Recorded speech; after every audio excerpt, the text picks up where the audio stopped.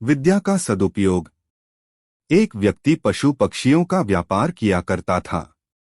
एक दिन उसे पता लगा कि उसके गुरु को पशु पक्षियों की बोली की समझ है।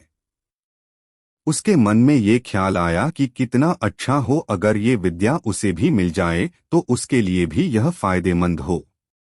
वह पहुंच गया अपने गुरु के पास और उनकी खूब सेवा पानी की और उनसे ये विद्या सिखाने के लिए आग्रह किया।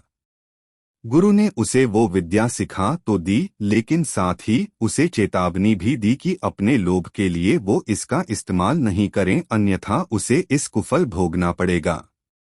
व्यक्ति ने हामी भर दी। वो घर आया तो उसने अपने कबूतरों के जोड़े को यह कहते हुए सुना कि मालिक का घोड़ा 2 दिन बाद मरने वाला है। इस पर उसने अगले ही दिन घोड़े को अच्छे दाम पर बेच दिया।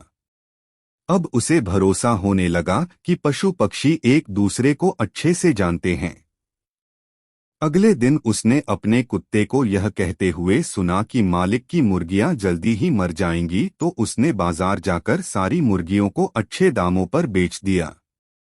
और कई दिनों बाद उसने सुना कि शहर की अधिकतर मुर्गियां किसी महामारी की वजह से मर चुकी है। वो बड़ा खुश हुआ कि चलो मेरा नुकसान नहीं हुआ।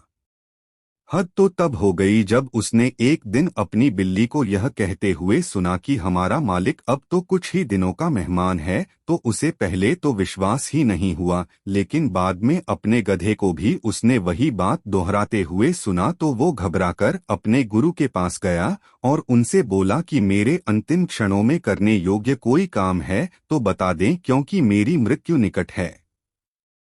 इस पर गुरु ने उसे डांटा और कहा कि मूर्ख, मैंने पहले ही तुझसे कहा था कि अपने हित के लिए इस विद्या का उपयोग मत करना, क्योंकि सिद्धियां न किसी की हुई है और न किसी की होंगी।